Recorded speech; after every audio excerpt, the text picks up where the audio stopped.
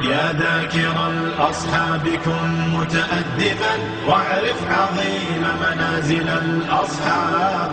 هم صفوة رفعوا بصحبة أحمد وبذاك قد خصوا من الوهاب. يا ذاكر الأصحاب كن متأدبا واعرف عظيم منازل الأصحاب. هم صفوة رفعوا بصحبة أحمد وبذاك قد خصوا من الوهاب. هم ناصروا المختار في تبليغه فجزاهم الرحمن خير ثواب. ما بال أهل الغي طال لسانهم وتجرؤوا ورموهم بسباب. سبوا خيار الخلق من لهم العلا ولهم مقام في ذرى الأحساب. من قبل صرح أعوج عن حقده في سب شيخ متق أواب. يا ثاني الاثنين في الغار الذي شهدت له آيات خير كتاب.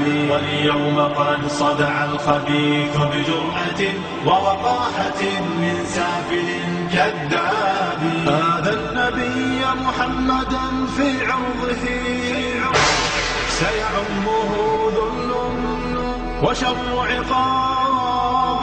هذا النقية من تخل المصطفى فليخزأن فسعيه كسراب.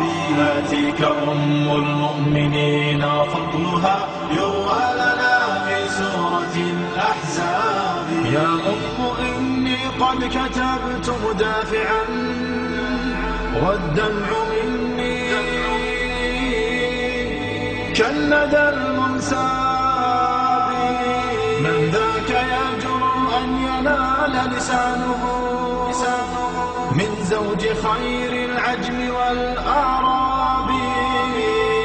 يا من زعمتم حب آل نبيكم أخلت جماجمكم من الألباب.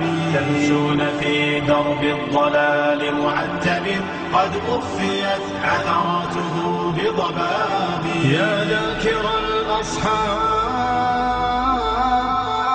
كن متأدبا. يا ذاكر الأصحاب كن متأدبا واعرف عظيم منازل الأصحاب. هم صفوة رفعوا بصحبة أحمد وبذاك قد خصوا من الوهاب.